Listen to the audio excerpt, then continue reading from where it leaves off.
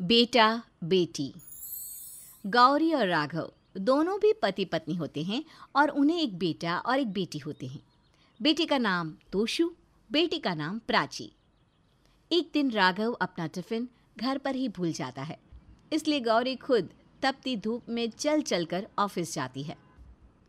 लो कर लो बात, आज राघव की फेवरेट पनीर की सब्जी बनाई है खाने में और राघव अपना टिफिन घर पर ही भूल गया। अभी पनीर सुनकर एकदम खुश हो जाएगा और मुझे देखकर भी।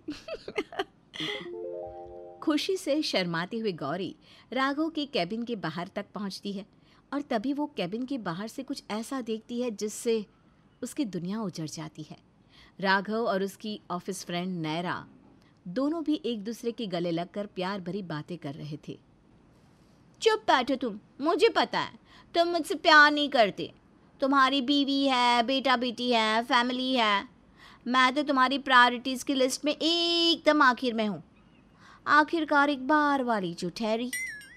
अरे नहीं नायरा, जैसा तुम सोच रही हो वैसा कुछ भी नहीं है। सच कहूँ तो मैं गौरी से बिल्कुल प्यार नहीं करता।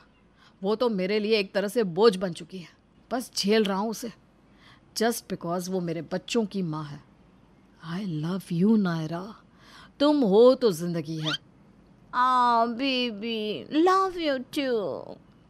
गौरी अपने मुंह पर पल्लू रख कर फूट फूट कर रोने लगती है और उसकी आवाज़ सुनकर नायरा और राघव उसे देखते हैं और वो दोनों पूरी तरह चौंक जाते हैं, मानो उन्हें 440 वोल्ट का झटका लगा हो।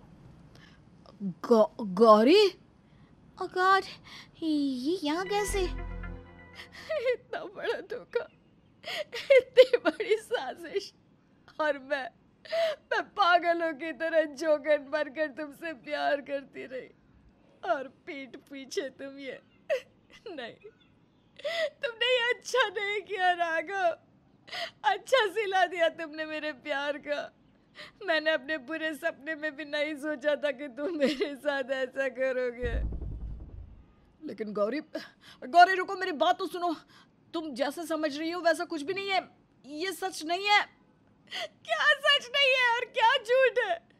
सब मैंने अपनी आंखों से देख लिया है और कानों से सुन भी लिया है। अब बस तुम्हारा और मेरा रिश्ता यही तक था। गौरी गुस्से से वहाँ से चली जाती है और अब वो दोनों में लड़ाई होकर दोनों अलग अलग होने का फैसला लेते हैं। मैं जा रही हूँ, मुझे तुम्हारे साथ नहीं रहना है राघव। तुमने जो कुछ भी किया मेरे साथ, उसके लिए मैं तुम्हें ज़िंदगी में कभी माफ़ नहीं करूँगी। अपने बच्चों को लेकर जा रही हूँ मैं। चलो तोशु बेटा, चलो प्राची बेटा। गौरी अपने दोनों बच्चों को लेकर जा रही होती है, तभी राघव मन में सोचता है, बेटी दे दे कर भी क्या देगी, मुझे अपने बेटे को रोकना ही होगा। राघव तोशु का हाथ पकड़कर उसे रोक लेता है और अपनी तरफ खींच लेता है और गुस्से से कहता है, जहाँ जाना है जाओ, लेकिन मेरा बेटा कहीं नहीं जाएगा। तोशु मेरे साथ ही रहेगा। प्राची को ले जाना है ना, ले जाओ, लेकिन मेरा बेटा मेरे साथ रहेगा। तोशु मेरे साथ ही जाएगा। इसे अपने साथ रखकर इसे भी अपनी तरह बनाने का इरादा है क्या? गौरी, मैं कुछ नहीं बोल रहा। इसका मतलब यह नहीं कि तुम्हारे मन में जो आए तुम बोलती जाओ। मैं तोशु को अपने आप से अलग नहीं होने दूंगा। That's final. निकल जाओ आप। राघव तोशु को अपने साथ ही रख लेता है और गौरी अपनी बेटी प्राची के साथ चली जाती है। पीछे से राघव जोर से चिल्लाते हुए कहता है, ज्यादा दिन नहीं जी पाओगी अकेली। इतना आसान नहीं होता एक बेटी को पालना। लौट कर तो तुम्हें मेरे पास आना ही होगा। लौटूंगी, लेकिन तुम्हारे पास नहीं, अपने बेटे को लेने के लिए। अब तुम सीधा मुझे कोर्ट में मिलना। अरे पहले जाकर पैसे कमाओ, फिर केस लड़ो। बच्चे तो नादान थे, उन्हें कुछ समझ में नहीं आता। गौरी अब अपनी बेटी के साथ एक अलग घर में रहने लगती है और वो एक कंपनी में जॉब करके कड़ी मेहनत से प्राची को स्कूल में पढ़ाती है और अपने बेटे की कस्टडी पाने के लिए पैसे भी इकट्ठा कर रही होती है। एक दिन गौरी और प्राची दोनों भी प्राची के स्कूल प्रोजेक्ट के लिए एक हाउस मॉडल बनाते हैं और उसे रास्ते में ले जाते वक्त वो नायरा से टकराते हैं और गौरी के हाथ का हाउस मॉडल गिरकर टूट जाता है। Oh God, I'm really sorry, really sorry. Prachi, dear, I'm sorry बच्चा, मैंने जानबूझकर नहीं तोड़ा ये घर। और कितनी बार मेरा घर तोड़ोगी तुम नायरा? कहीं इस सब में आखिर में तुम ही ना टूट कर बिखर जाओ। गौरी इतना कहकर आगे निकल जाती है। गौरी प्राची की देखरेख और परवरिश में कोई कमी नहीं छोड़ती। वहीं राघव अपनी ही दुनिया में मज़े करता है और तोशु पर इतना ध्यान नहीं देता और उसे ठीक से रखता भी नहीं, जिसके कारण तोशु राघव से बदतमीजी से पेश आने लगता है। तोशु, मैं बाहर जा रहा हूँ 2 दिन के लिए। घनश्याम चाचा और नीना चाची आएंगे, अपना ध्यान रखना, ओके? बिजनेस मीटिंग है ना बेटा, इसलिए जाना पड़ेगा। ये लो, तब तक तुम इस नए वीडियो गेम के साथ खेलो, ओके? गुस्से में आकर तोशु उस वीडियो गेम के बॉक्स को राघव के मुंह पर फेंक कर मारता है। मुझे नहीं चाहिए ये सब। आप दिन भर बाहर रहते हो और मैं जानता हूँ आप झूठ बोलकर उस नायरा के साथ घूमने जाते हो ना। आप बहुत बुरे हो पापा। मैं मम्मा और प्राची को बहुत मिस करता हूँ। आप पापा नहीं, हैवान हो, हैवान। चुप, एकदम चुप। ज़्यादा जुबान लड़ाई ना कैची की तरह, तो ऐसी सज़ा दूंगा कि कभी बोल ही नहीं पाएगा। मम्मा की याद आ रही है। खबरदार जो उन दोनों का नाम लिया तो। मैं तेरे लिए इतना सब लाता हूँ, फिर भी तू मुझ पर ही चिल्लाता है। बेशर्म कहीं का। जा जाकर पढ़ाई कर। अब तोशु की कस्टडी केस शुरू हो जाती है। गौरी और राघव दोनों भी फैमिली कोर्ट में केस लड़ते हैं, लेकिन केस काफ़ी डिले होती रहती है कोर्ट के बाहर। तुम चाहे ज़मीन आसमान एक कर लो, लेकिन मैं तो तुम्हें तोशु की कस्टडी जीतने ही नहीं दूंगा। तुम्हें चाहे जो करना है कर लो, लेकिन तुम जो सपने देख रहे हो ना, उन्हें मैं कभी पूरा नहीं होने दूंगी। ये माँ अपने बेटे को अपने पास वापस ला कर ही रहेगी। दिन गुजरते जाते हैं और केस चलती रहती है।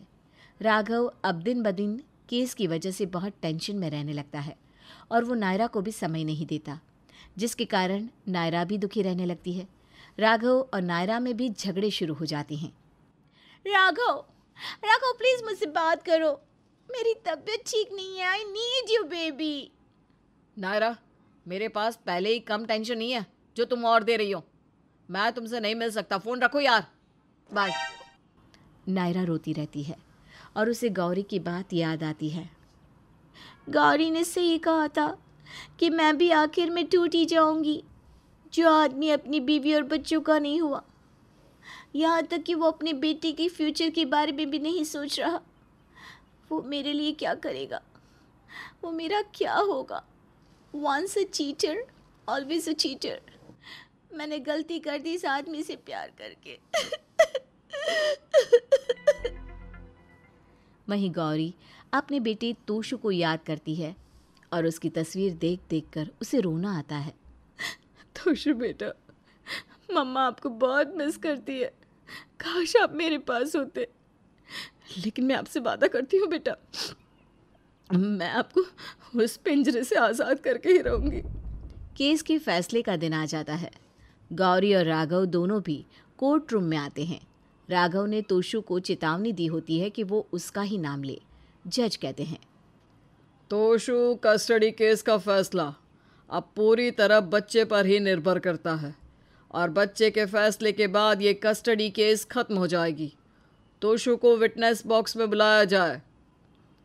तोशु कटघरे में आता है और तभी जज उससे पूछते हैं, तोशु बेटा, बिना डरे आप अपना फैसला बताओ।